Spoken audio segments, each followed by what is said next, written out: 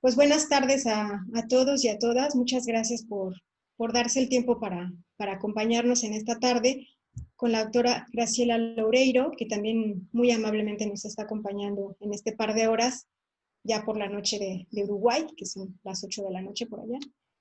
Y bueno, este tema creo que es uno que como profesores siempre nos tiene en preocupación a todos.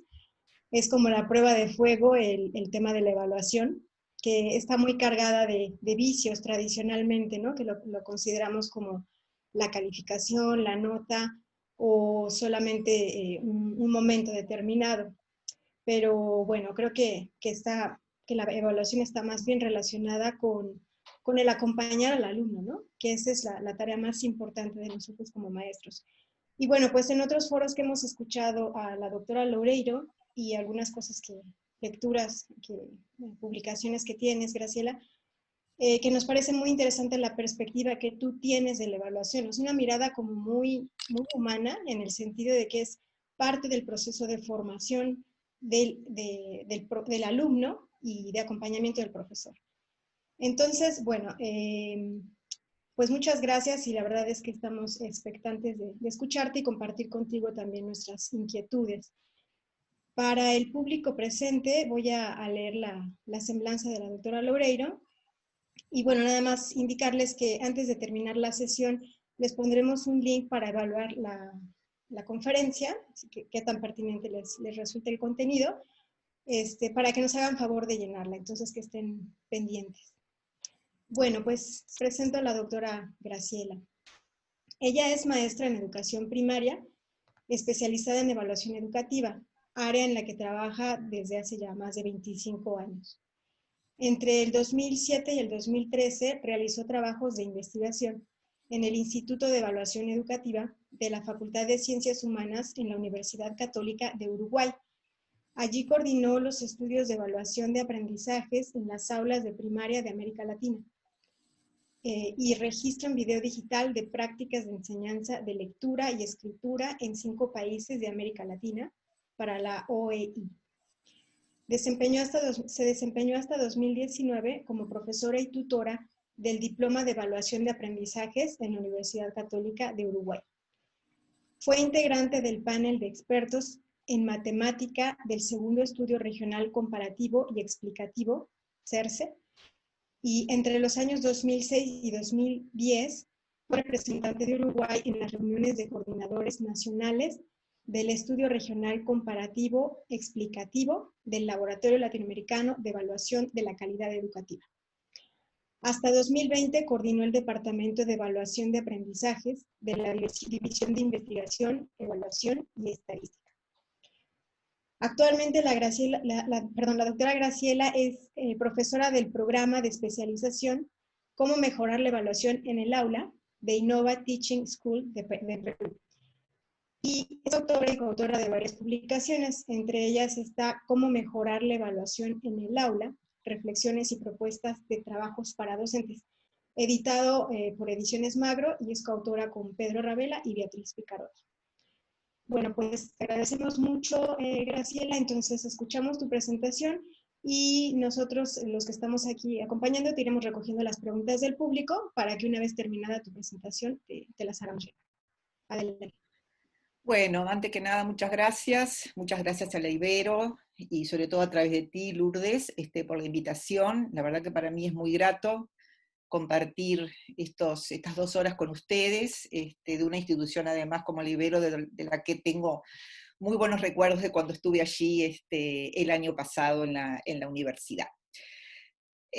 Bueno, entonces trataremos de comenzar esta presentación donde nos vamos a abocar a la evaluación formativa, pero también vamos a tratar de hacer lazos de unión entre cómo evaluar formativamente en estos contextos tan especiales que nos está tocando vivir, como es la educación a distancia, ¿verdad? Que es lo que estamos viviendo la mayor parte de los países.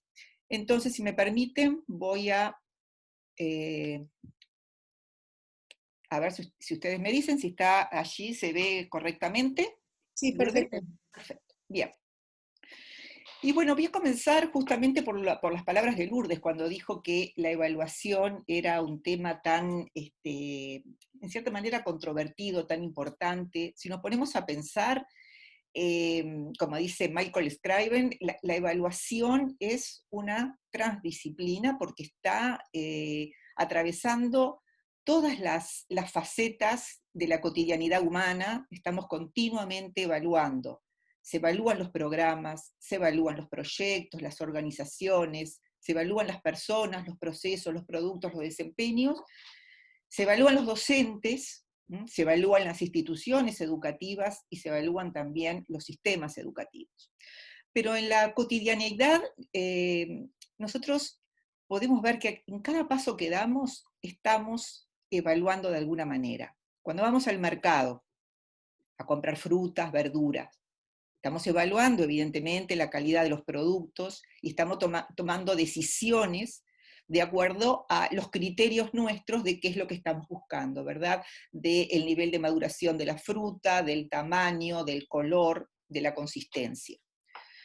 Cuando queremos contratar, por ejemplo, un servicio de salud, un sistema de salud, también hacemos previamente un proceso de evaluación del plantel médico, de dónde está localizado los diferentes locales para acceder a ese sistema médico, las instalaciones, los sanatorios.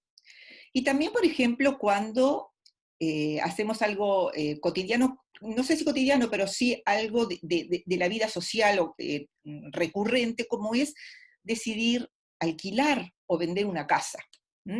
Entonces, por ejemplo, ¿qué hacemos cuando nosotros estamos abocados a la compra de una casa?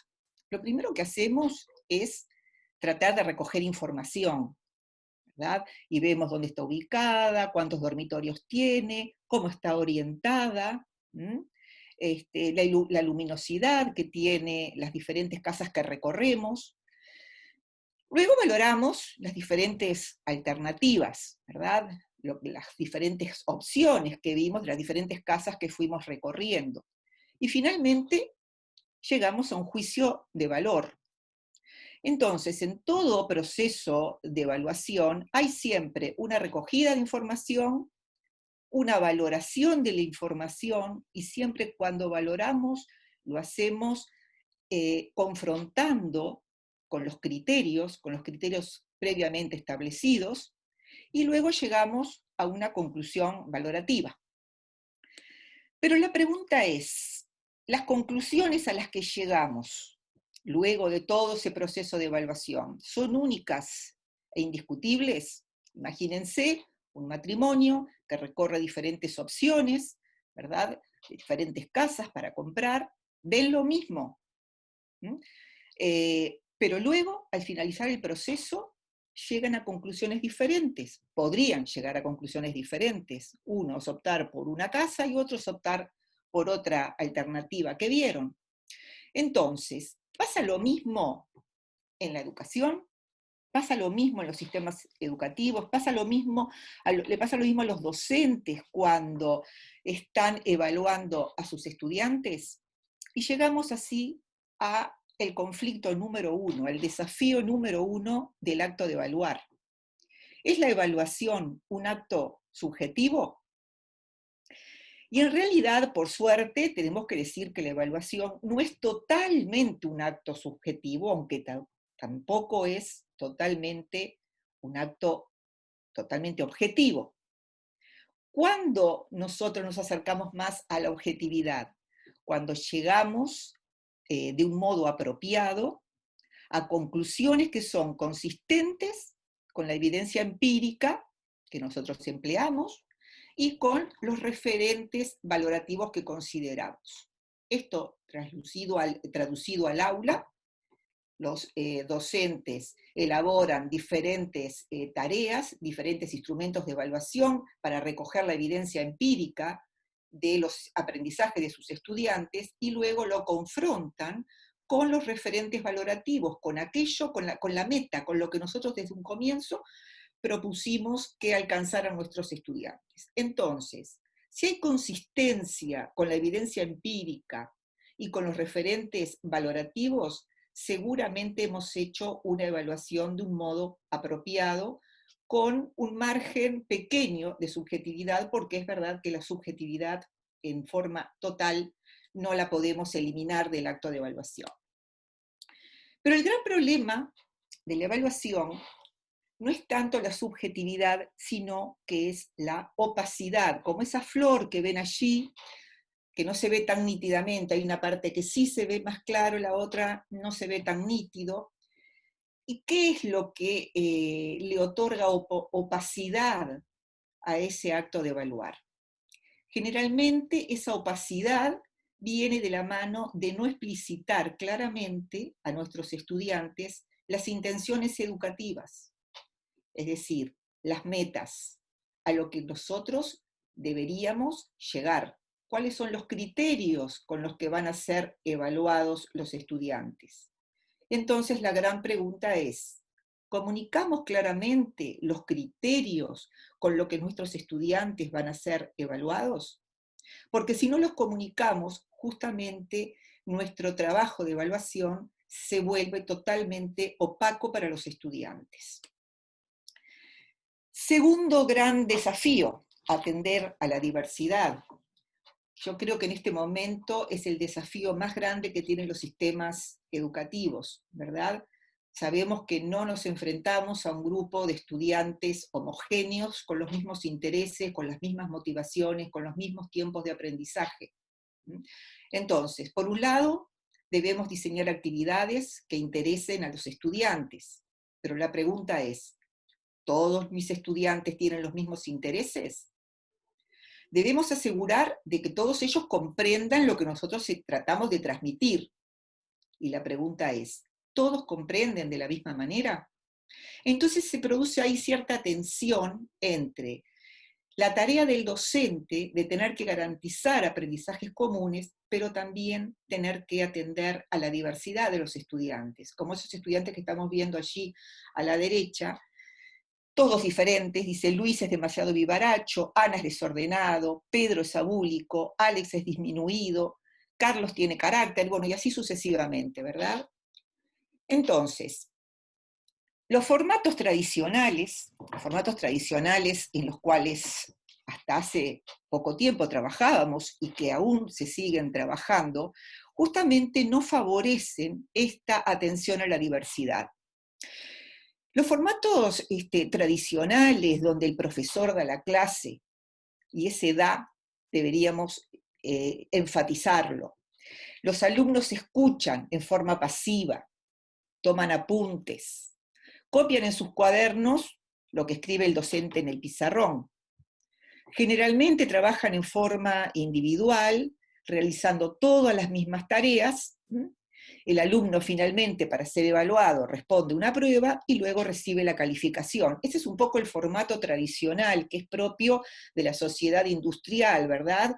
Que surgió justamente en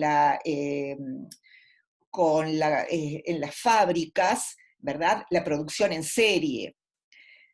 Pero luego de esos formatos tradicionales surgen los nuevos formatos, por suerte, donde se cambia esta estructura. Entonces ya no hay un profesor que da la clase, sino que el profesor entrega una tarea, los alumnos realizan diferentes tareas en diferentes grupos, forman equipos, trabajan juntos, y el docente deja de ser el que da la clase para convertirse en el que orienta los trabajos de los estudiantes.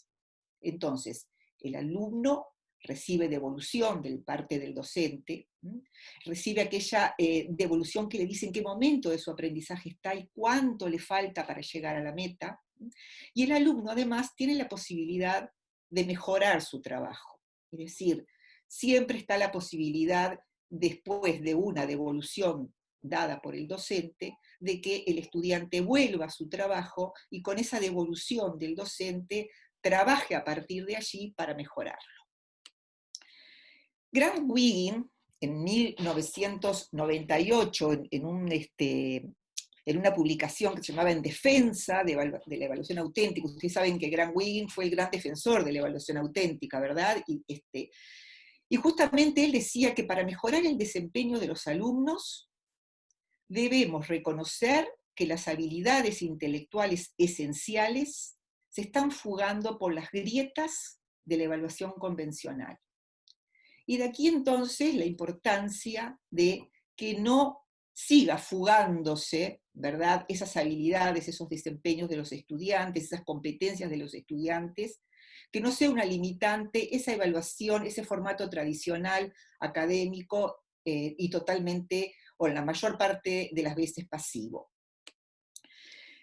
Entonces, en la actualidad reconocemos nuevas formas de acceder al conocimiento. Juan Grompone, que es un ingeniero uruguayo que también es escritor y informático, en uno de sus documentos nos dice que la educación dejará de ser un aceitado mecanismo de fabricación en serie para convertirse en un laberinto donde cada uno recorre a su ritmo y antojo. Entonces es un cambio de la concepción de cómo accedemos al conocimiento, desde el conocimiento visto como forma de escalera, donde el estudiante da paso a paso, con pasos preestablecidos, va llegando peldaño a peldaño a la meta, todos por la misma escalera, todos juntos, a concebir el acceso al conocimiento a través de ese laberinto que vemos allí en la imagen, donde en forma colectiva o en forma individual, el acceso al conocimiento se hace por diferentes caminos, en diferentes tiempos, aunque tengamos evidentemente un objetivo, una meta en común, ¿verdad? Pero ya no es la masificación de pensar que todos los estudiantes recorren el camino del aprendizaje en forma lineal y de la misma manera. ¿Por qué? Porque el aprendizaje, la educación, los sistemas educativos deben un poco acompañar justamente esos cambios sociales y esos cambios culturales y conceptuales. Vivimos en un mundo donde hay respeto por las inteligencias múltiples, al decir de Gardner, respetamos las necesidades educativas especiales de nuestros diferentes estudiantes. Estamos viviendo en una agenda de derechos donde se exaltan los derechos, donde se respeta la diversidad sexual, donde hay numerosos cambios tecnológicos y hoy más que nunca una enseñanza a distancia como necesidad de lo que estamos viviendo, de lo que está viviendo el mundo en estos momentos, ¿no? Todos estos cambios entonces conceptuales y culturales un poco cuestionan el modelo de la educación tradicional. El conocimiento, también la idea de conocimiento que se navega. Ustedes vieron que cuando nosotros entramos en la web, nosotros navegamos el conocimiento y no hacemos una lectura lineal de lo que estamos buscando en la web. Entonces, en la era de la computadora no hay esta secuencia, esa secuencia preestablecida donde se hacen las cosas paso a paso. No se sigue un orden establecido a rajatabla, sino que lo hacemos, recorremos en forma similar el conocimiento como hacemos en Internet. Navegamos por el laberinto, ¿verdad? Se lo recorre en un orden que es aparentemente caótico, pero en realidad en ese caos está justamente el poder adecuar el acceso a cada una de las características de los diferentes individuos. Entonces los estudiantes necesitan desarrollar habilidades y formas de pensamiento justamente para navegar en ese cúmulo de información, para seleccionar los conocimientos más relevantes.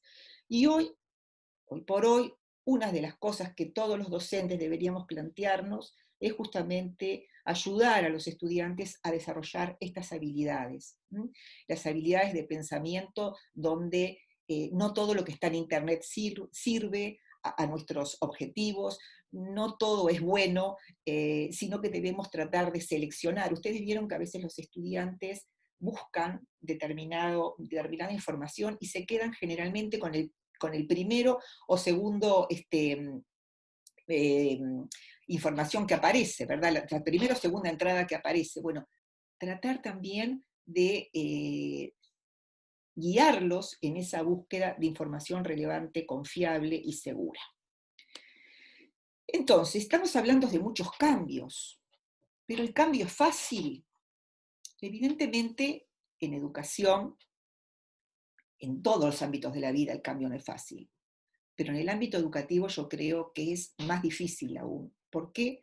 Porque hay prácticas instauradas, tradicionales, que vivimos, nos formamos como docentes a veces, o por lo menos los de generaciones anteriores, ¿verdad? Los docentes que nos hemos formado en generaciones anteriores, en un concepto de enseñanza que hoy tiene poca cabida. Y justamente transformar nuestras prácticas no es tarea fácil. Hay muchas cosas arraigadas que nos cuesta mucho. Entonces, a esto, a la dificultad de los cambios en nuestras prácticas de enseñanza, hay una dificultad más que hoy se instauró en el mundo, y es enseñar en tiempo de pandemias, ¿verdad? Tratar de enseñar adecuadamente, evaluar adecuadamente, pero a distancia. Cuando yo digo además enseñar, evaluar, me estoy refiriendo prácticamente a la misma instancia, cuando me sitúo en un paradigma de evaluación formativa. La evaluación formativa no es un punto aislado, independiente, o que encontramos al final de un proceso de aprendizaje, sino que es parte mismo del proceso de aprendizaje.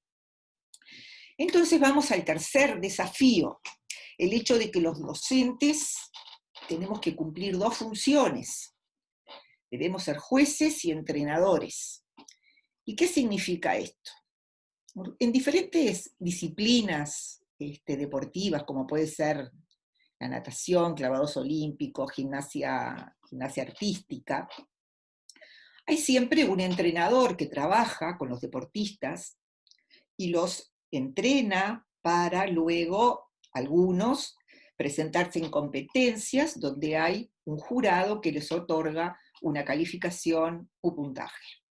Entonces, los invito a ver si nuestra función de docente se asemeja más a la función que cumplen los jueces al otorgar nota, al otorgar puntajes, o si se asemeja más a la función que cumple el entrenador. Entonces, generalmente el jurado, el que otorga notas, el que otorga puntaje, valora, yo más que subjetivamente diría perceptivamente, ¿verdad? Se enfrentan a los diferentes participantes y a partir de determinados criterios que están explícitos de antemano y que los deportistas conocen profundamente, saben de qué manera van a ser calificados, en qué tipo de dimensiones ellos van a tener las diferentes puntuaciones. Luego, entonces, de ver la performance de cada uno, el jurado, ¿qué hace? Y bueno, pone nota. Por ejemplo, entró, su entrada la hizo justo con el ritmo adecuado, 9 puntos. La postura que obtuvo la gimnasta podía haber sido un poco mejor, entonces le pongo 7 puntos. La sincronización entre movimientos y música, la precisión con la que ha desarrollado los diferentes movimientos. Es decir, ¿el jurado qué hace? Puntúa, pero con criterios claros. Criterios claros para el jurado, para los diferentes miembros del jurado, y criterios claros también para los que se presentan en la competición, para los que compiten. Pero en lugar de esto, ¿cómo evalúa el entrenador? ¿El entrenador evalúa de la misma manera que evalúa un juez? No, sin duda no. Porque si un entrenador le da puntos, ¿no?, a la persona a la que está entrenando y le dice, sí, tuviste un 9 en postura, en ritmo tuviste un 7, no le está diciendo nada, no le está diciendo cómo mejorar. Entonces, ¿qué hace el entrenador? El entrenador describe lo que hace la persona y lo confronta con cómo debió haber sido ese desempeño. Por ejemplo, entraste en el momento en que la música le faltaban unos segundos para comenzar. Entonces, espera a que la música comienza y en ese mismo momento deberías entrar. La posición de tu cabeza debió ser más alineada al resto del cuerpo. Tú tiraste un poco la cabeza hacia atrás cuando hiciste el movimiento. Entonces, eso es diferente a poner un puntaje. Eso es dar retroalimentación, dar una devolución de lo que hizo la persona y confrontarlo con cómo debió haberlo hecho. Entonces, jurados versus entrenadores. Entonces vemos que hay finalidades diferentes que requieren evaluaciones diferentes. Y si yo les pregunto a ustedes a cuál de estas funciones se asemeja más la función del docente, bueno, lamento decirles que la función del docente es las dos. Debemos ser entrenadores y también a veces debemos ser jurados. Un desafío más de la tarea docente. Cumplir ambos roles, pero cumplirlos en el momento y en los tiempos adecuados. El problema es cuando, dice allí, a veces el jurado se come al entrenador. Es decir, cuando el docente actúa más como jurado que como entrenador. Y las evaluaciones terminan siempre en una calificación o en un puntaje y no en una devolución efectiva que le permita al estudiante avanzar en su aprendizaje. Entonces hay dos tipos de evaluaciones. Está por un lado la evaluación formativa, está por otro lado la evaluación para calificar. ¿Son antagónicas estas dos evaluaciones? ¿Se enfrentan? ¿Es una u otra? Por eso dice ahí evaluación formativo versus evaluación para calificar, ese tire y afloje entre una y otras. Bueno, tenemos la evaluación sumativa, o la evaluación para calificar, o la evaluación para certificar, y la evaluación formativa. Villana y heroína. Una es la super chica, y el otra es la chica mala.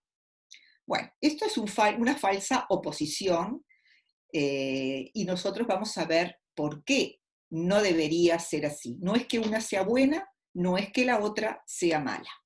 Hay una falsa oposición, como el yin y el yang, ¿verdad? Entonces dice Álvarez Méndez que en la evaluación confluyen contradicciones irreconciliables que conviven en el proceso de escolarización.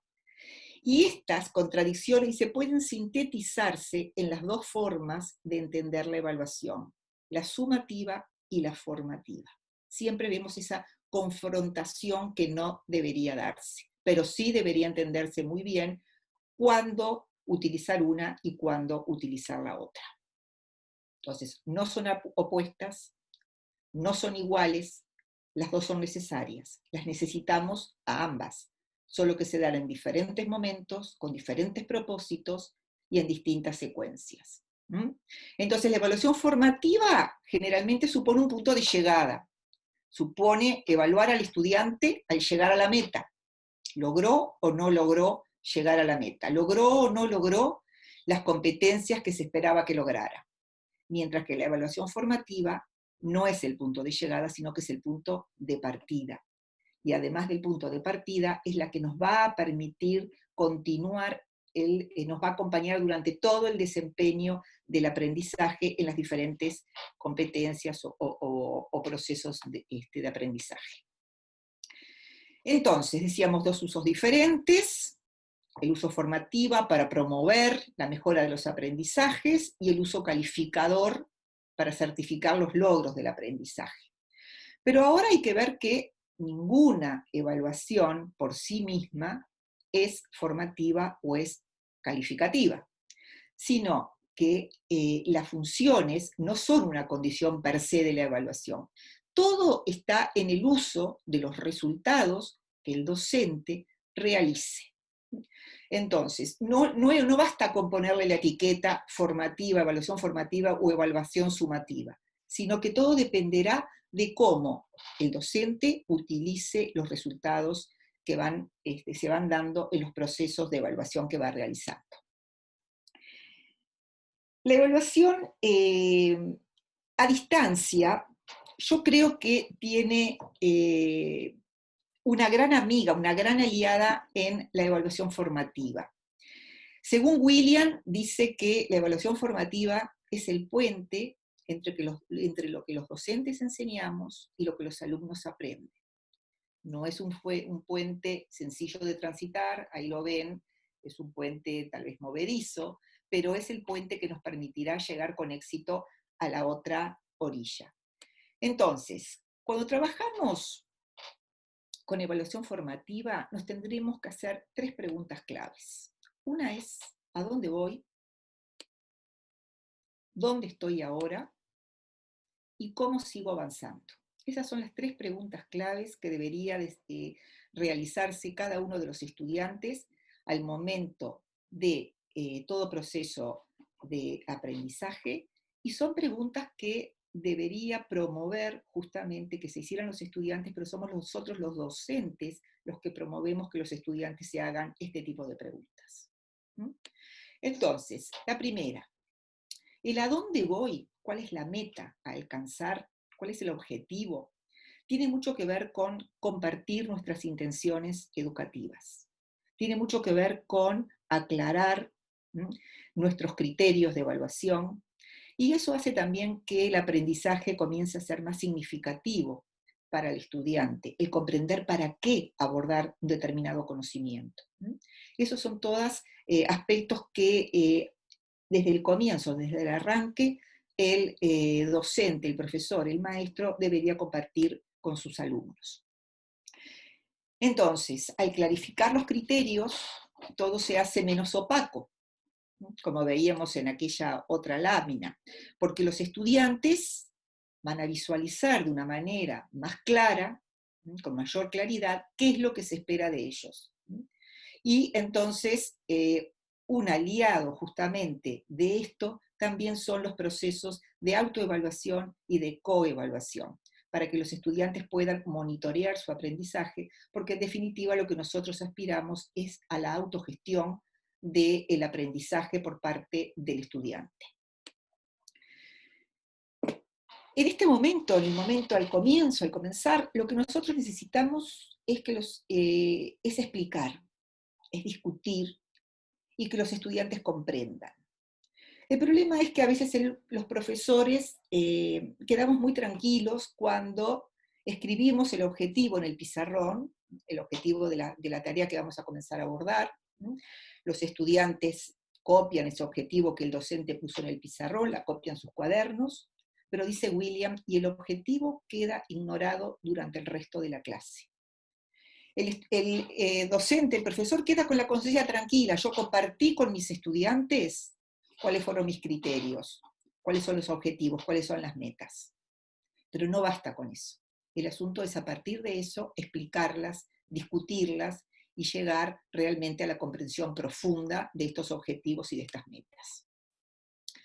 Algunas prácticas, algunas estrategias prácticas o algunas prácticas que podemos nosotros implementar en la clase, por ejemplo, elegir 5 trabajos realizados por estudiantes, pueden ser un informe de laboratorio, un ensayo de historia, filosofía, un trabajo, un texto redactado, de distintas calidades, que podemos tener los del curso anterior, por ejemplo, del año anterior, y se le pide a los estudiantes que en equipo, formen equipo para trabajar, lean estos 5 trabajos y los ordenen según su calidad, de 1 a 5, desde el que ellos consideren mejor logrado al que consideren que tienen mayores problemas.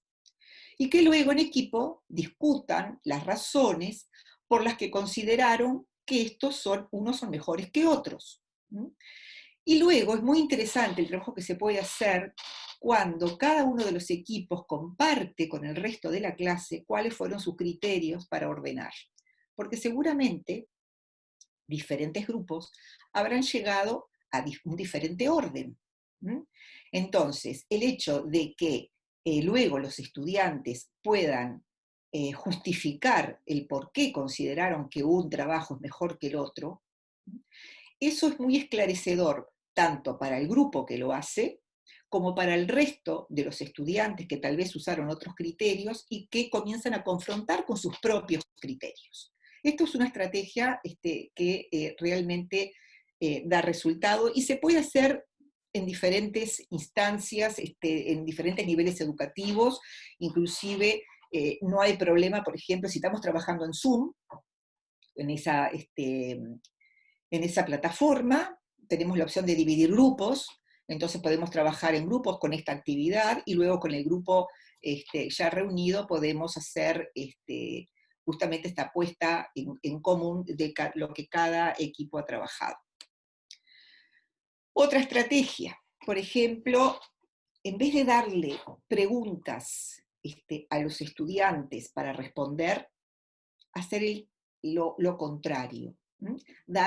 Pedirle a los estudiantes que sean ellos los que elaboren las preguntas o los que elaboren problemas sobre un determinado tema que se haya trabajado en clase. Y esto permite al docente darse cuenta de qué creen los estudiantes que han estado aprendiendo. Una vez elaboradas las preguntas, se puede hacer una discusión colectiva acerca de qué preguntas son buenas, cuáles no y por qué. Siempre la justificación, ¿verdad? Que es lo que enriquece justamente el proceso. Segunda pregunta importante dentro del proceso de evaluación formativa. La pregunta que debería hacerse el estudiante de ¿dónde estoy ahora? Y aquí eso es muy importante, la evidencia de la que nosotros dispongamos para hacer visible ese punto donde se encuentra el estudiante en algún momento de su proceso de aprendizaje. Entonces, el diseño de tareas, de instrumentos que revelen evidencias de los aprendizajes logrados durante todo el proceso, arroja claridad al profesor para poder dar luego una retroalimentación acorde a cada uno.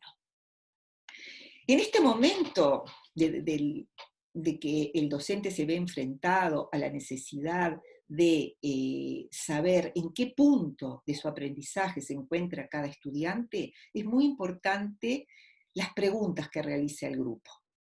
Y dice Dylan Williams, que es preferible asumir que los estudiantes no han comprendido algo, cuando en realidad sí lo han hecho, que asumir que han comprendido cuando no lo han hecho.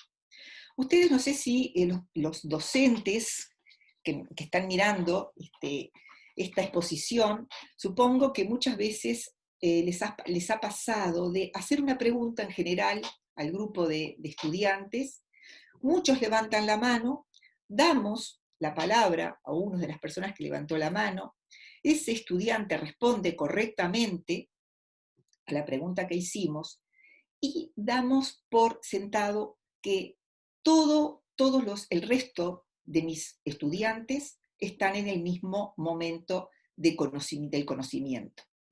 Entonces, a partir de ahí, el estudiante responde y nosotros continuamos la clase, seguimos para adelante en el proceso, sin tener en cuenta que ese estudiante que levantó la mano y respondió bien no es representativo del resto de lo que está sucediendo con mis estudiantes. A veces es bueno dejar que los estudiantes respondan y antes de decir si la respuesta es correcta o no, seguir escuchando a otros estudiantes, que muchos den sus respuestas para luego sí poner a punto, digamos, el conocimiento y ver si puedo continuar, porque están en el momento adecuado para continuar, ya todos los obstáculos anteriores han sido superados, o si debo retomar algún aspecto del trabajo. Entonces, las preguntas que hace el docente juegan un doble rol. Por un lado, generan reflexión en los alumnos, pero sobre todo le abre ventanas al pensamiento de los estudiantes al docente. Pero claro, esas preguntas tienen que estar inteligentemente hechas, ¿verdad? Preguntas que nos permitan realmente entender qué es lo que los estudiantes están comprendiendo y cuáles aspectos todavía no se comprendieron. Generalmente esas preguntas deberían generar reflexión y abrir ventanas hacia el pensamiento del estudiante. Entonces, aunemos la parte teórica con la parte práctica. Evitemos las preguntas que se respondan con un sí o con un no, o que se respondan con una sola palabra. Tratemos siempre de reemplazarlas por preguntas del tipo ¿por qué? ¿Qué es tal cosa? No, mucho mejor, ¿por qué tal cosa es de esta manera? Preguntas que atiendan a los por qué, a las justificaciones, a las comparaciones, a promover procesos de pensamiento más complejos que simplemente la retención de un conocimiento que se puede dar en forma memorística a partir de las preguntas de qué. O sea, menos qué y más por qué. Segunda posibilidad, son diferentes estrategias, ustedes, los docentes, seguramente encontrarán muchísimas más, esto es solo a modo de ejemplo. Cambiar, bueno, un poco lo que decíamos recién, preguntas que apuntan a definiciones, por preguntas que establezcan comparaciones, pedir ejemplos. Pedir ejemplos es realmente una estrategia muy valiosa. El estudiante que puede dar un ejemplo es porque comprendió realmente lo que se está abordando. Una tercera estrategia, pedirle a los estudiantes que tomen una posición y que argumenten esa posición. Por ejemplo, promover debates. El debate es un buen instrumento para justamente ver cómo los estudiantes argumentan, cómo defienden determinadas posiciones. Algunas estrategias más, pedirles que opinen sobre las respuestas dadas por sus compañeros. Un poco lo que decíamos hoy, pero visto de otra manera, hacer varios estudiantes dan su respuesta antes de que el docente la dé por buena y que los estudiantes opinen sobre esas respuestas dadas por sus compañeros, quiénes están de acuerdo, quiénes no y por qué. Y una última, aprender a escuchar y permitir que se expresen ideas erróneas y respuestas equivocadas. El error es una posibilidad más que tenemos los docentes de hacer evidente los obstáculos. Es una oportunidad, no debemos ver el error como un problema, sino como una oportunidad para ayudar a los estudiantes, para comprender el razonamiento del estudiante detrás de esa respuesta correcta y para lograr esto justamente, esto solamente se logra en procesos de evaluación formativa, donde el estudiante no corre el riesgo de que el profesor le dé una nota que lo castigue, digamos, con la nota por haber tenido un error. Al contrario, nosotros debemos trabajar en ambientes de bajo riesgo para los estudiantes, de manera tal que ellos puedan hacer aflorar sus errores, sus preguntas, todo lo que todavía lo tienen como una gran nebulosa, que hagan explícito todo eso al profesor. Y muchas veces eso no se hace pensando que el profesor, a partir de esas preguntas, va a considerar ponerle una mala nota porque él no sabe determinada cosa que el docente preguntó. Esto no sucede en un proceso de evaluación formativa. ¿Por qué? Porque aquí la nota justamente atenta contra el proceso de evaluación formativa. Si estamos evaluando en forma formativa, no damos nota.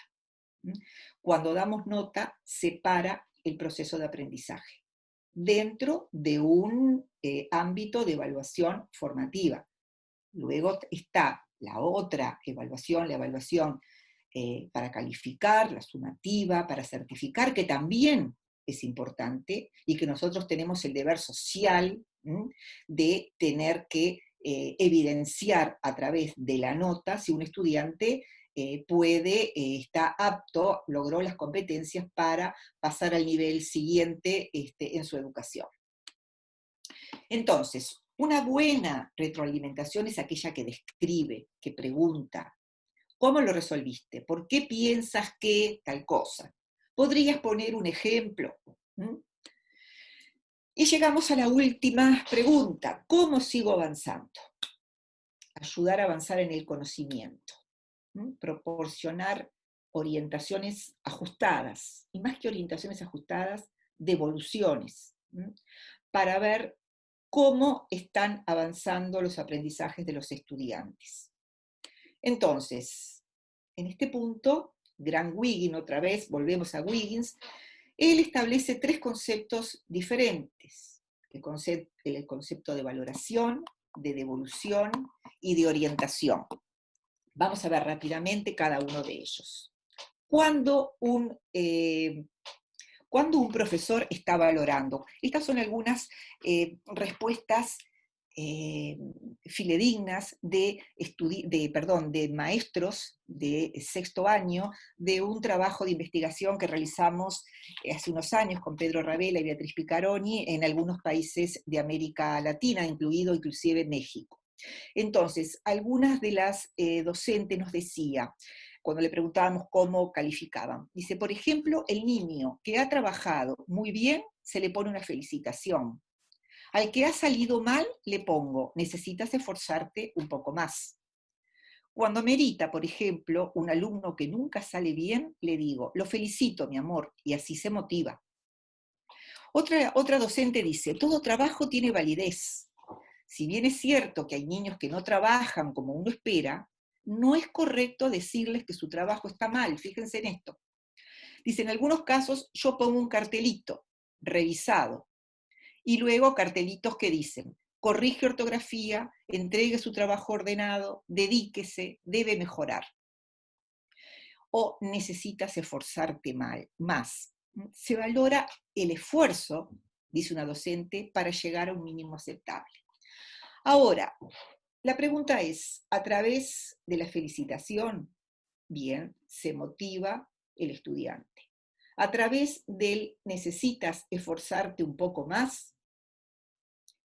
¿Qué entiende a través de esa frase un estudiante? ¿En qué debe esforzarse más? ¿Qué significa debes esforzarte más? ¿Qué significa que un niño aún no llegó a lo que el docente esperaba? Corrige ortografía. Bueno, ¿cuáles son los problemas ortográficos que tengo? Entregue su trabajo ordenado. Bueno, ¿con qué criterios debería haber ordenado ese trabajo? Ven que las valoraciones son muy ambiguas, son muy generales. Entonces, el grado de cumplimiento de las tareas es evaluado más allá, inclusive de si la tarea está bien o está mal, porque muchos docentes inclusive piensan que está mal decirle a un docente, a un alumno, que su trabajo no es del todo correcto. Dice Wiggins, te felicito, buen trabajo. Bien, es importante elogiar a los estudiantes porque los satisface, los anima. Los elogios te mantienen en el juego, pero solo la devolución real te ayuda a mejorar. Ahí tenemos algunos otros trabajos, esta vez a través de una nota. En el primer caso dice 9 puntos, un trabajo de completar, de geometría, en el otro dice logrado, o sea, pero esto no está ayudando a que el estudiante comprenda cuál es el punto en el cual se encuentra en su proceso de aprendizaje. El otro concepto al cual se refiere Wiggins es la orientación. La orientación es buena, pero el problema está en qué tipo de orientación damos. Porque a veces las orientaciones que da el docente, que damos los docentes, son indicaciones ambiguas de qué tan cerca o tan lejos estamos de lo esperado, pero no ayudamos a comprender qué se espera, ni por qué estamos cerca o lejos. Entonces es un poco el juego del frío, tibio, caliente. El niño que no ve y que se le pone un pañuelo y que debe encontrar a sus compañeros y se les va diciendo frío, tibio, caliente. Bueno, dice Wiggins que a veces las orientaciones que dan los docentes se asemejan a este tipo de apreciaciones. Y llegamos a la devolución efectiva, aquello que realmente ayuda a los estudiantes a avanzar en el conocimiento. Y ahí vemos, por ejemplo, una bailarina de ballet con su entrenadora, donde le está indicando precisamente la posición que debe adoptar. Permítanme una licencia nacionalista, y allí ven entonces a un jugador de la selección uruguaya, que todos supongo que conocen, Luis Suárez, y al maestro Tavares, que es el entrenador, pero dando indicaciones precisas, no poniendo puntajes, sino dando indicaciones de cómo se puede mejorar. Entonces, ¿qué es una devolución? Dice, la devolución es información sobre cómo una persona se desempeñó a la luz de lo que intentó hacer. Es intento contra efecto. Desempeño real contra desempeño ideal. Y dice Wiggins que la mejor devolución es altamente específica, directamente reveladora o altamente descriptiva de lo que realmente resultó. Es clara para el estudiante. Entonces, ¿qué fue lo que hice y qué era lo que me pedía el profesor? Un tipo de devolución puede ser esta. Tu trabajo, le dice un profesor a un estudiante, describe claramente las principales características de la obra de ambos pintores, pero la consigna solicitaba que establecieras una comparación entre las obras de estos artistas. Empieza por decirle lo que hizo y lo que hizo bien, describes claramente, pero luego también le indica lo que le faltó al trabajo. En realidad se le pedía que estableciera una comparación a partir de esas características de la obra de los pintores. Entonces, dice Rebeca Nijovic que para dar devoluciones tenemos que tener en cuenta el sentido de la oportunidad. Por ejemplo, un docente trabajando con otros docentes, por ejemplo, no podemos hacer una devolución en un pasillo, porque nos encontramos por casualidad, ni tampoco de pronto es muy indicado darle una devolución que puede ser de un trabajo que no estuvo tan bien hecho a un estudiante adelante del resto de la clase. O sea, ver el sentido de la oportunidad, crear un clima de bajo riesgo justamente para eso, para que afloren los errores, sin que el alumno lo sienta como una amenaza, siempre a través de hacer explícito los criterios, ofrecer algunos ejemplos. Por ejemplo, si yo voy a pedir que redacten un informe, anteriormente deberé decir claramente qué es redactar un buen informe. Para un poco redondear esta idea de la evaluación formativa y ver cómo podemos llevar todo esto justamente a esta situación de distancia, Anne-Marie Conley en el 2015 determinó algunos aprendizajes claves que debería tener un individuo al entrar a la vida universitaria para tener éxito en ella. Y eso pasaba por formular problemas e hipótesis, identificar, recoger y sintetizar información para investigar, organizar, construir, analizar, conocer conceptos y términos claves de una disciplina, ser capaz de organizarlos y de relacionarlos. Ven que en todos estos aspectos que aquí están señalados por esta autora, no está justamente el de memorizar, no está el de acumular conocimientos por sí mismo, sino dar herramientas para que el estudiante pueda acceder en forma autogestionada a su propio aprendizaje, porque los estudiantes los tenemos durante un determinado periodo dentro del sistema académico. Luego salen de él, pero deberán seguir aprendiendo. Entonces el sistema educativo tiene la obligación de darles las armas necesarias, los instrumentos necesarios para que ese aprendizaje continúe en forma autogestionada. Y llegamos a una situación límite que nos desafía, que es la de evaluar en tiempos de pandemia, evaluar a la distancia. ¿Cómo podemos implementarlo a la distancia? Bueno, antes que nada decirles que yo creo que la evaluación formativa es una aliada de la evaluación a distancia.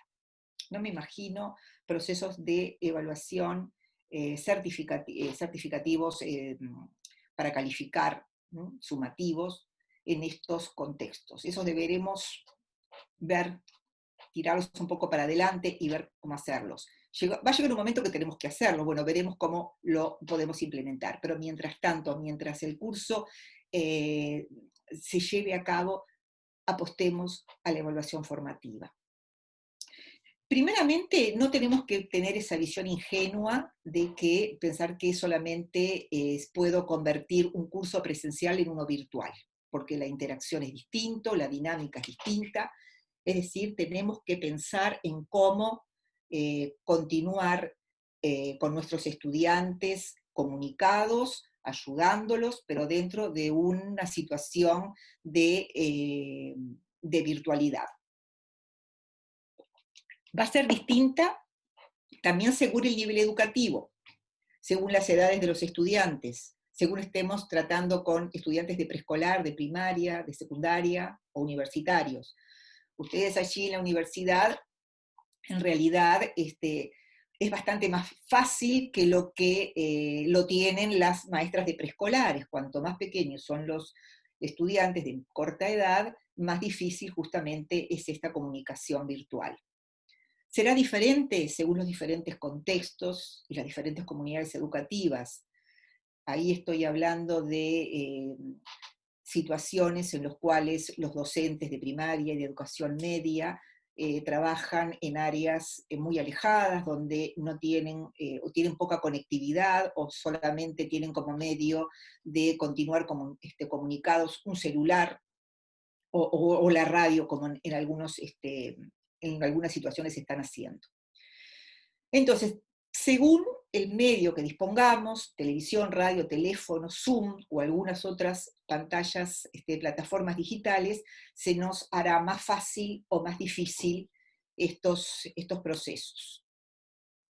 Evidentemente hay algunas condiciones que de partida deberían estar aseguradas, ¿verdad?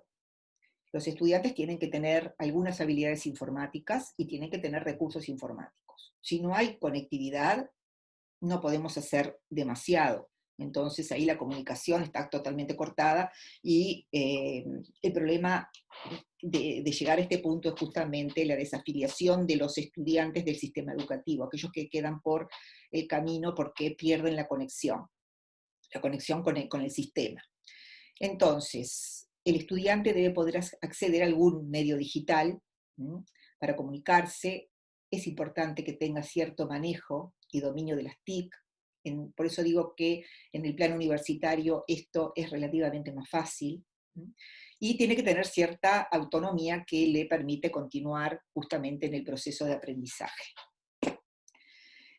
Pero el docente debería dejar de ser el docente que está dando clase para pasar a ser un asesor en línea, para pasar más a ser un facilitador del aprendizaje, que deberá integrar diferentes recursos, siempre que pueda, videos, audios, imágenes, a través de actividades sincrónicas con videoconferencias, chats, trabajo en grupos reducidos, trabajos en equipo, en trabajo colaborativo. Y luego las sesiones asincrónicas, las que nosotros dejamos indicadas para que cada estudiante haga en su casa, que podrían ser proyectos, que podrían ser acompañados por foros, por correos electrónicos. Tratar de diversificar lo más que podamos justamente los recursos a los cuales tengamos acceso. Consignas claras. Recuerden que no tenemos al estudiante frente a frente para ir respondiendo sus preguntas. Entonces, aclarar de la mejor manera las consignas que nosotros le damos para los trabajos. Promover mucho la retroalimentación entre pares. Cuando hay posibilidades de conexión, se les puede pedir que se conecten en equipo, por ejemplo, de 3 o 4 estudiantes para hacer algún determinado trabajo, cada uno desde su casa se conectan, forman una reunión de Zoom y siguen trabajando, y poder dar retroalimentación justamente unos a otros. Especificar muy bien los criterios de valoración, para eso las rúbricas son un instrumento esencial de primera línea cuando nosotros queremos clarificar justamente nuestros criterios de evaluación, sobre todo cuando vamos a calificar, pero la rúbrica es un instrumento que lo usamos tanto para la evaluación formativa como en instancias de evaluaciones para calificar. Elaborar proyectos, plantear situaciones a las que el estudiante deba darle una solución en forma creativa, poner en acción los diferentes conocimientos abordados, solicitar justificaciones, usar algunos instrumentos como puede ser el uso de portafolios para que vaya recolectando todas las evidencias de aprendizaje del curso. Esto se puede hacer perfectamente sin necesidad de ser presencial, gestionar debates. Los debates perfectamente se pueden hacer también online. Perdona, Graciela, que te interrumpa. Sí, Nos quedan 10 minutos. 10 minutos, perfecto, redondeo, estamos llegando ya casi. Gracias, gracias. Entonces, gracias Lourdes. Trabajar mucho con coevaluación, trabajar mucho con autoevaluación. Por eso, nuevamente, exaltar el trabajo de las rúbricas, de las listas de cotejo, y a partir de los cuales después reciben comentarios de otros estudiantes, reciben comentarios de su docente, de su profesor. El último fin de todo proceso educativo, evidentemente, es propender a la autogestión del aprendizaje por parte del estudiante. Y acá un problema difícil, evaluar a la distancia y la duda de la copia. Mientras trabajemos en evaluación formativa, este problema no se da tanto. El problema está cuando nosotros debemos calificar, o peor aún, cuando debemos certificar. Yo diría que en contextos universitarios hay que apelar mucho a la motivación intrínseca de los estudiantes. Se supone que el objetivo de un estudiante universitario, por ejemplo, de una carrera docente, es tener las competencias necesarias para cumplir su función docente de la mejor manera, ¿verdad? Y no es simplemente correr detrás de una nota, sacarse una buena nota, sino que hay una motivación intrínseca de dentro del estudiante por aprender, por formarse. Si yo hoy tuviera que trabajar a distancia con estudiantes universitarios, seguramente no le propondría un cuestionario, responder preguntas. Eso siempre nos vamos a quedar con la duda de si copiaron, a qué fuentes recurrieron y demás. Pero hay otros tipos de proyectos a largo plazo, proyectos donde el estudiante deba poner en juego su creatividad. No hay dos proyectos iguales. Productos también que apelen a la creatividad, que no tengan una única solución, que no haya una única respuesta. Entonces, donde evidentemente no va a ser el problema de la copia se comienza a diluir, porque dos productos no son iguales, dos proyectos creativos no son iguales. Pero si nosotros nos queda cierta duda sobre ese proyecto presentado por el estudiante, a ver si lo hizo realmente él, o si se lo hicieron, se lo hizo otro colega, se lo hizo alguien de la familia, bueno, exijamos la defensa oral de lo producido.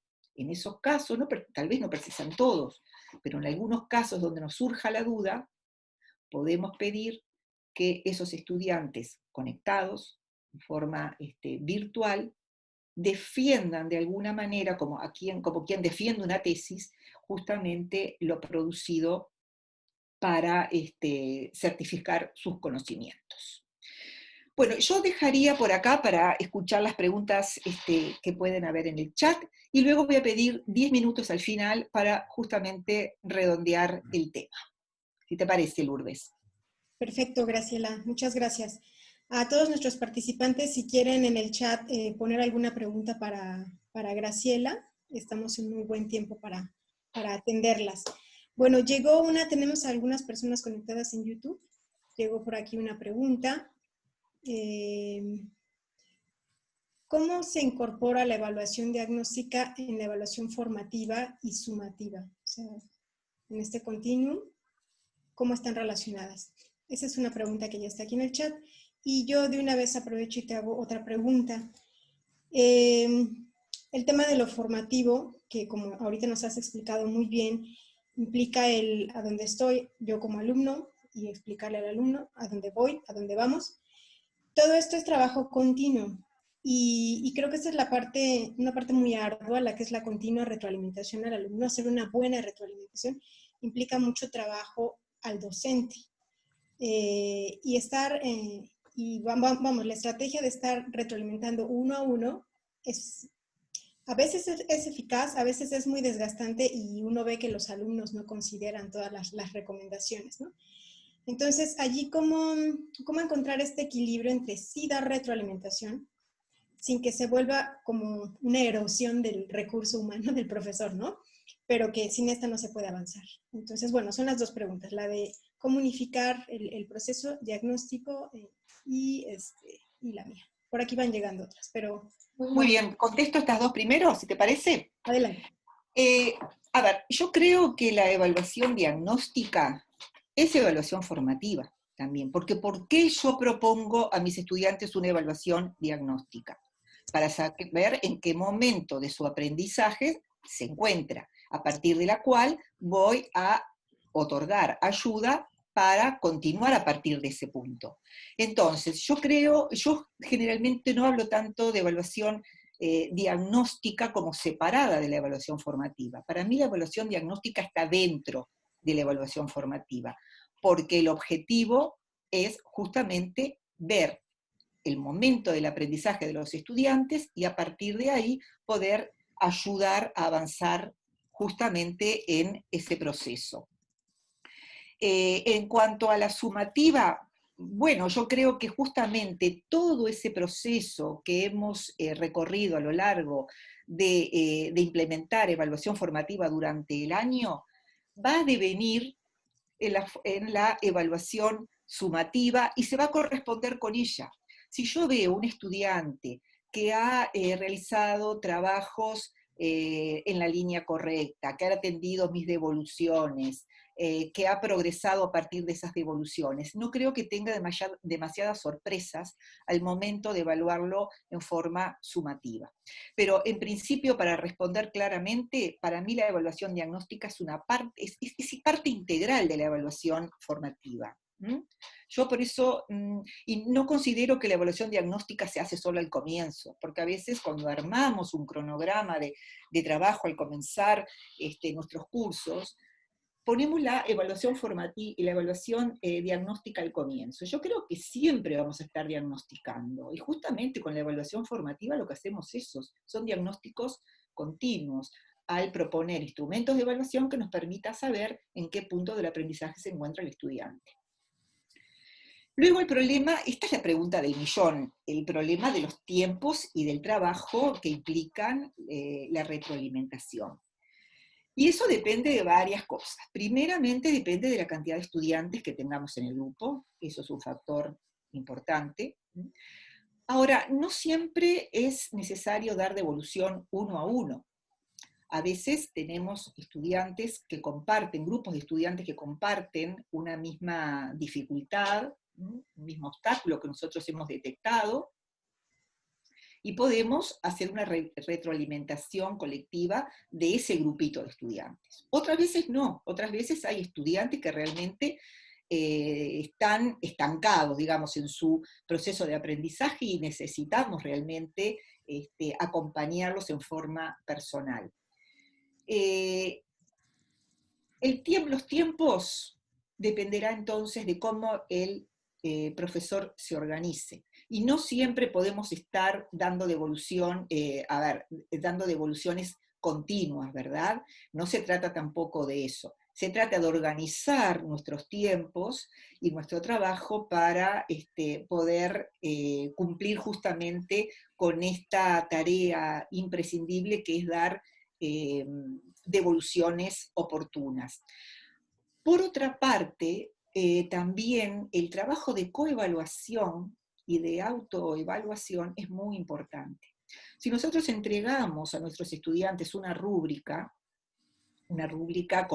accesible a los estudiantes en un lenguaje claro, explícita, y le permitimos comparar justamente su desempeño con los diferentes niveles de la rúbrica, el estudiante comienza también a autogestionar su proceso, comienza a hacerse partícipe de su propio proceso de aprendizaje, y también sus compañeros, sus pares, al darse unos a otros retroalimentación, eso también ayuda mucho a este problema que estamos justamente hablando, que es el trabajo de los tiempos y de cómo hacemos para organizarnos para dar las devoluciones. Yo diría que sobre todo apelen mucho al trabajo de autoevaluación y de coevaluación, que no soluciona totalmente, evidentemente siempre tiene que estar la palabra del docente dando devoluciones más específicas en los casos necesarios. Gracias. Tenemos aquí dos preguntas de Alfredo Sandoval. La primera es, ¿cómo reconciliar a la evaluación formativa con evaluaciones de tipo departamental, que son exámenes cerrados de opción múltiple y son pues de todos los alumnos, de todos los grupos que llevan una misma materia, en las que parece que el evaluado es el profesor? Esa es la primera. Bien. ¿Leo la segunda? No, adelante. Sí, sí, por favor. La siguiente también de Alfredo es, en este caso, la evaluación está sujeta a factores muy poco controlables. En el peor escenario, el profesor se convierte en una especie de policía de la evaluación en línea. Bien. Bueno, le digo a Alfredo que evidentemente la evaluación formativa va por carriles muy distintos al de la evaluación que él hace referencia, que es la evaluación más estructurada de opción múltiple. En este caso no estaríamos hablando de una evaluación, no sé si en ese caso esa evaluación específica que él se refiere la consideran ellos formativa o se utiliza en los casos en los cuales el objetivo es dar una calificación. Sí, esa sí es una calificación institucional, o sea, es un instrumento institucional, sí. Entonces, lo que yo les digo es que justamente lo que hablábamos hoy, el yin y el yang, ¿verdad? La buena y la mala, no hay una buena y una mala evaluación. Lo que hay son dos evaluaciones diferentes. Cuando estoy haciendo evaluación formativa, no doy nota, no califico. Y luego está la evaluación sumativa, que, como en el caso de que dice Alfredo, es a través de opción múltiple. A mí no me parece el mejor instrumento, la opción múltiple. A ver, no me parece el mejor instrumento cuando estamos hablando de instancias de evaluar dentro de un aula con 20, 30 estudiantes. Sí me parece totalmente oportuno los trabajos de opción múltiple, proponerlos, por ejemplo, las evaluaciones estandarizadas a gran escala, por ejemplo, PISA o las evaluaciones del Laboratorio Latinoamericano de Evaluación Educativa. Pero a nivel de clase me parece que no justifica los exámenes con opción múltiple. Pero entiendo, tal vez este sea el caso que dice Alfredo, de las demandas institucionales, cuando institucionalmente hay el requerimiento de que los exámenes o las pruebas para calificar se hagan de este modo. Entonces ahí el profesor deja justamente de tener la posibilidad de optar por otros instrumentos de evaluación. Y bueno, ahí es un problema, el problema de la copia, que creo que él hacía también referencia, ¿verdad? Yo sé que hay algunos, yo no los conozco, pero sé que hay algunos instrumentos informáticos que permiten online ver lo que hacen los diferentes alumnos y ver si están realmente elaborando su trabajo en forma personal o no. Pero sí, en este caso también, ya sea en forma presencial o ya sea en forma virtual, el profesor se convierte en un policía. Y es verdad, porque el objetivo ahí es que no se copien, que trabajen solos. Ya les digo, si con este instrumento que él hace referencia de opción múltiple, y si debe institucionalmente, va por este carril las evaluaciones que deben proponer, bueno, no sé, estos instrumentos que yo hago alusión, yo sinceramente no los conozco, pero sé que existen, donde online se puede ver exactamente a cada uno de los estudiantes lo que está haciendo. Eso no, es muy difícil a nivel virtual, por eso yo digo siempre la aliada de la evaluación, de la enseñanza y de la evaluación a distancia, es justamente la evaluación formativa, ¿no? Graciela, yo quisiera preguntar, Sí. comentabas de manera muy interesante que la autoevaluación y la coevaluación son aliadas naturales de una buena evaluación, de una evaluación integral, y también hacías el comentario de que la evaluación formativa en la educación a distancia aporta de manera muy importante al proceso de evaluación y donde el docente se convierte más en un facilitador eh, que interactúa, que busca tener una comunicación mucho más integral con los estudiantes. Esto me suena muy vinculado con el aula invertida, con lo que se maneja en algunas perspectivas del aula invertida, donde el docente estimula que los estudiantes, previo a tener el encuentro con ellos y con ellas en el aula, pues obtengan información, que investiguen por su lado, que sean más autogestivos y que ya en el aula hay un proceso más de construcción e interacción. ¿Cómo se vincularía en tu perspectiva este tema de la evaluación formativa con las posibilidades del aula invertida en la educación a distancia?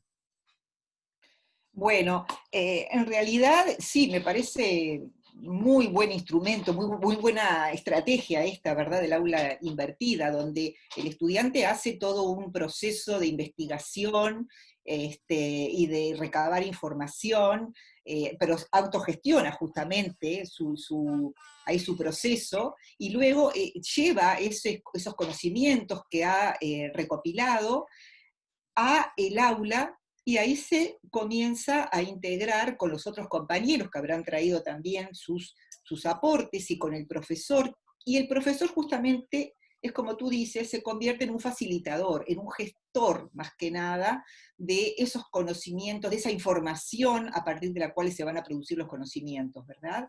Es un muy buen recurso para trabajar, y yo creo que en forma virtual esto es totalmente posible. Es una estrategia que no me parece que tenga ninguna dificultad especial para llevarla a cabo en instancias virtuales. Gracias. Aquí tenemos otras preguntas.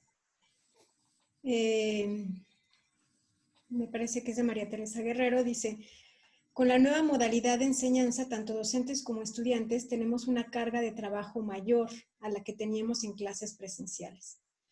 ¿Cómo lograr un equilibrio? Ya que ahora, como profesor en educación a distancia, somos facilitadores y guías, pero demanda mucho compromiso para ambas partes. Los alumnos no están acostumbrados a ser corresponsables de su aprendizaje. Sí, a ver, estoy totalmente de acuerdo con María Teresa.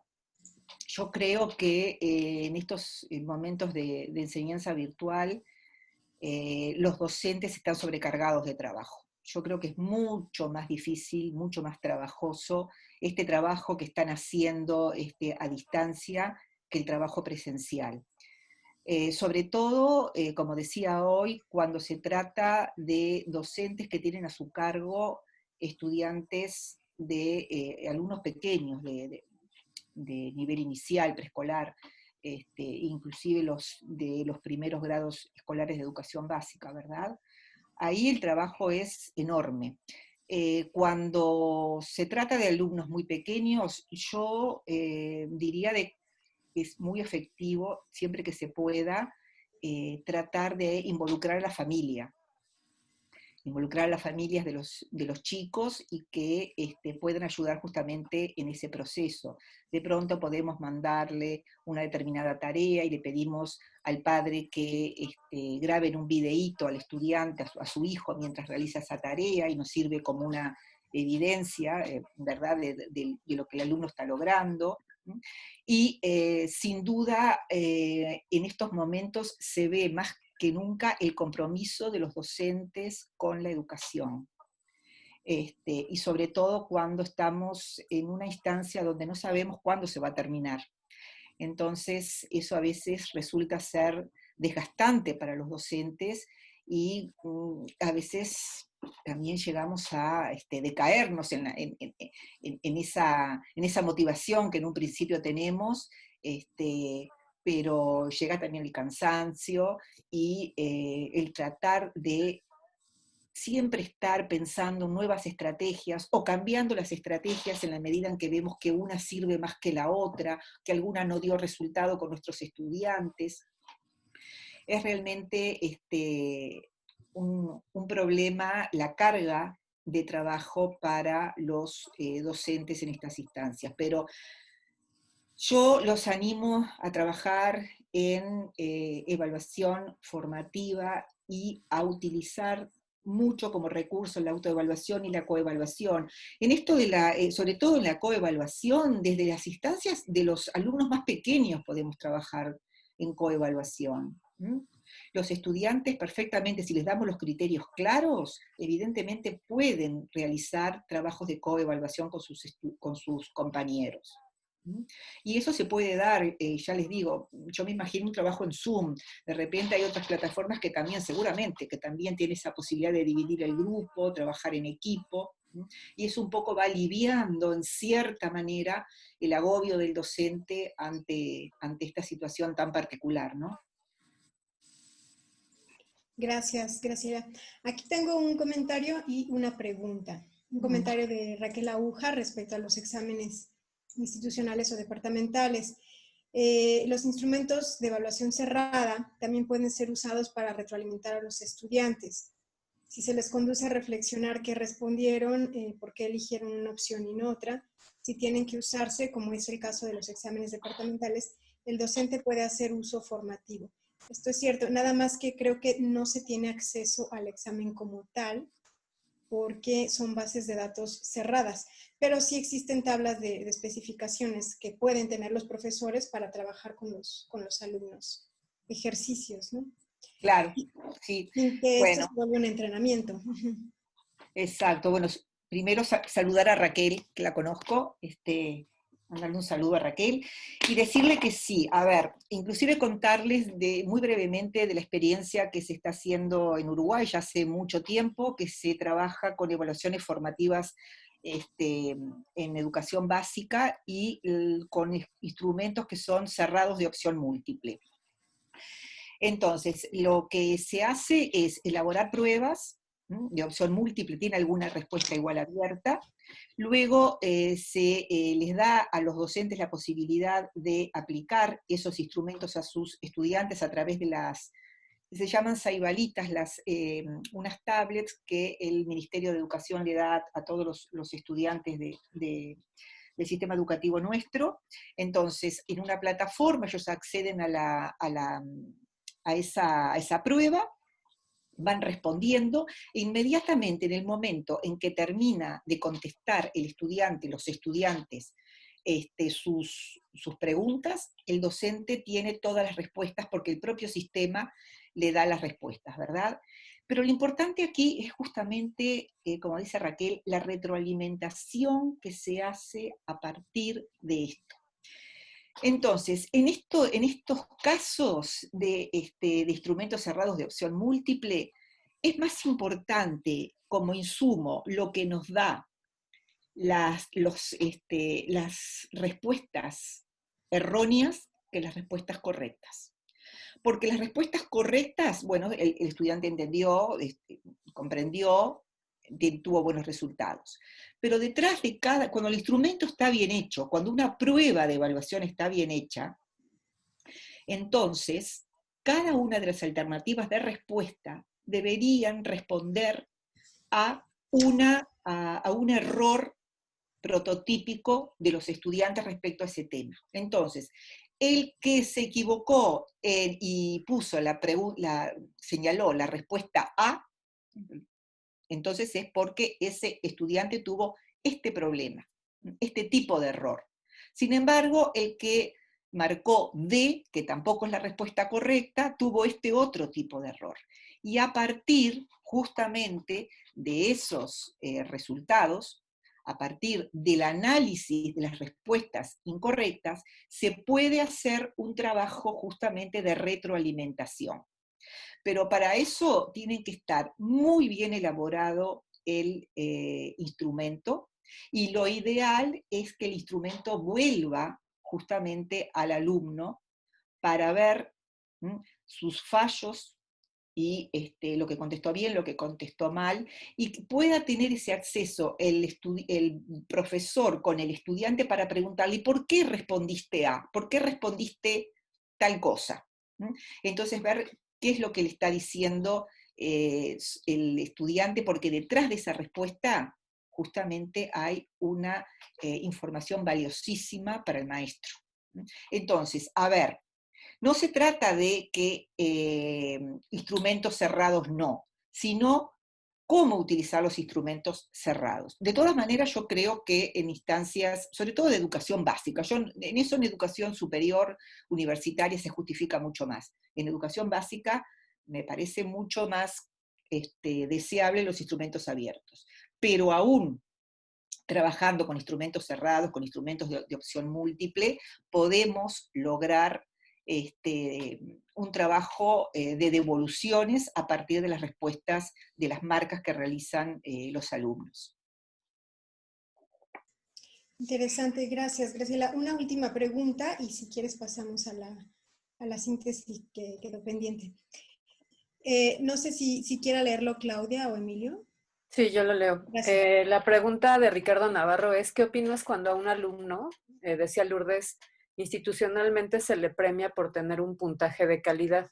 Lo relaciono con la idea de el número importa a veces más que el aprendizaje.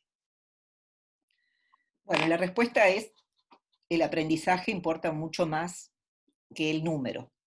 Esa es la respuesta, ¿verdad?, para Ricardo, y seguramente él lo comparte de esa manera. Y otro problema es, ¿qué hay detrás del número? El problema es que, el problema de las calificaciones, eso da, bueno, por otra instancia, otro encuentro, el hablar de las calificaciones. El problema de las calificaciones es que muchas veces están vaciadas de contenidos. Entonces, no sé ustedes qué sistema tienen de calificación, si es numérica, si es, pero supongamos que sea del 1 al 12, ¿no? Es numérica del 5 al 10. 5 es reprobado y 10 es la mejor calificación. Perfecto. Entonces, bueno, ahí estamos bastante bien porque es bastante acotada la definición de escala. Entonces, un alumno que tiene 9 debería poder diferenciarse conceptualmente del alumno que tiene 10. El problema es que muchas veces la calificación no viene acompañada de una especificación de qué competencias son las que están por detrás de ese valor numérico. Y ese es el mayor problema de las calificaciones, que muchas veces carecen de sentido conceptual.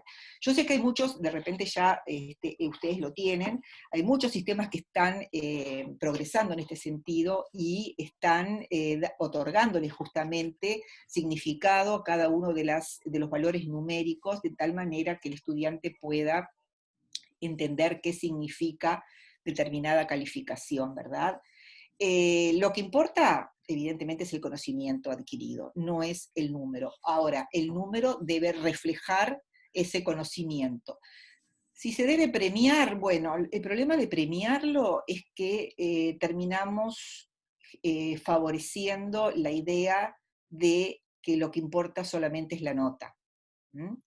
Entonces, el problema está en que sobrevaloramos la nota, que es un poco lo que no queremos. Es decir, la nota está sobrevalorada por los estudiantes, está sobrevalorada por la familia y está sobrevalorada por las instituciones educativas.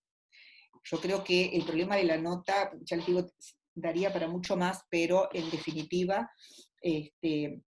no hay que pensar que la nota es un premio. El premio es el conocimiento adquirido. Pero es muy trabajoso también justamente aportar a los estudiantes esta idea y que lo conceptualicen de esta manera. Gracias. Bueno, antes de que pases a la síntesis, un aviso parroquial. Sí.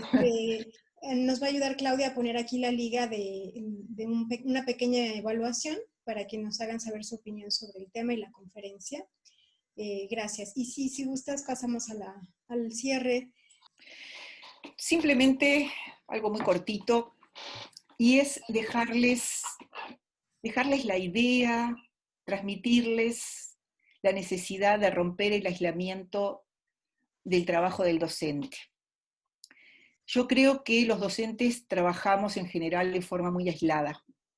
Nos metemos en nuestros salones de clase con nuestros estudiantes y no compartimos lo necesario con el resto de la comunidad educativa de la institución en la cual trabajamos. Lo hablo en forma general, ¿verdad? No lo hablo en forma particular. Es importante que las prácticas de enseñanza, de evaluación, que nosotros implementamos, podamos pensarlas juntos con otros colegas. Pensando juntos siempre surgen mejores ideas, surgen aportes, surgen críticas que nos favorecen, que nos ayudan a mejorar nuestro desempeño. Trabajar justamente colaborativamente es importante, pero para esto tenemos que tener un espacio de intercambio de ideas y de experiencia con otros colegas que esté institucionalizado inclusive, ¿no? O sea, que la institución nos dé la posibilidad de reunirnos con colegas para justamente pensar juntos en torno a tantos temas que nos son de la misma importancia a todos, que nosotros compartimos los mismos problemas. Ahora, en este momento de pandemia, yo creo que esto está en su mejor momento para poder llevarse a cabo, esa instancia de trabajar juntos, pensando juntos los colegas. ¿Por qué? Porque ahora no se trata de encontrar un espacio para reunirnos en un momento, no, ahora podemos, en un momento que nos quede bien, encontrarnos virtualmente y poder compartir experiencias, compartir problemas, compartir dudas y poder realmente entre todos, como esa lamparita que aparece ahí, esas manos juntas, indagar en forma colaborativa. Dice James que se puede extender más allá del aula por medio de redes dentro de la escuela y entre escuelas, inclusive no solamente de una institución, sino entre instituciones, colegas de otras instituciones también. Eso depende en buena medida de las estructuras organizacionales, la cultura y el liderazgo.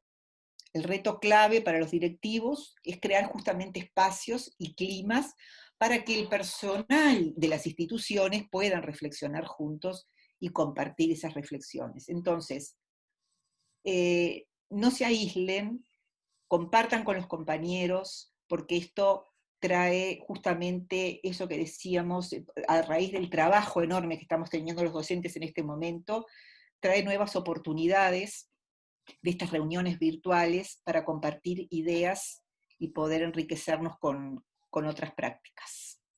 Bueno, agradecerles muchísimo nuevamente la invitación, ha sido un gusto para mí compartir esta instancia con los compañeros de la Ibero, institución a la cual me encuentro arraigada sentimentalmente, porque realmente fui muy bien recibida el año pasado cuando estuve allí y tengo excelentes recuerdos. Y agradecerte nuevamente, Lourdes, a ti por la invitación. Muchísimas gracias. Pues muchísimas gracias a ti, querida Graciela, porque tan disponible desde el principio que aceptaste nuestra invitación. Y pues gracias por compartirnos sus experiencias. Y bueno, creo que esto es un tema de un cambio de cultura, un cambio de mentalidad que, como bien dijiste al inicio, toma tiempo, ¿no? O sea, no es una cosa que cambia de la noche a la mañana, nosotros como personas, pero bueno, estamos en ruta. Los docentes sabemos que nada es fácil dentro de la educación, pero nosotros los docentes podemos. Así es, así es. Pues muchas gracias a todos los que estuvieron también presentes, los que nos siguieron por YouTube, Y bueno, les pedimos si pueden responder la encuesta de evaluación para que puedan recibir también el material de la sesión. Gracias, Quisiera, Sí, no, gracias, al contrario, Lourdes. Quisiera nada más recordar a nuestra audiencia de que nuestro ciclo de conferencias continúa y la siguiente semana, el jueves a las 5 de la tarde, seguiremos, el jueves 19 de noviembre, seguiremos con nuestro ciclo de conferencias. Muchas gracias.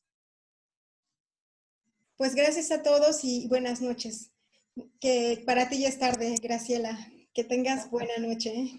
Muchas gracias, Graciela. Buenas Gracias. noches. Gracias. Saludos a todos. Gracias, Graciela. Gusto en saludarte nuevamente. Ya nos veremos aquí cerquita. Ojalá Te que vamos sí. a visitar a Uruguay si quieres. Están todos invitados, todos invitados. Perfecto. Gracias. Esperemos Chao. una realidad. Gracias. Chao. Hasta luego a todos. Buenas noches. Gracias. Hasta pronto.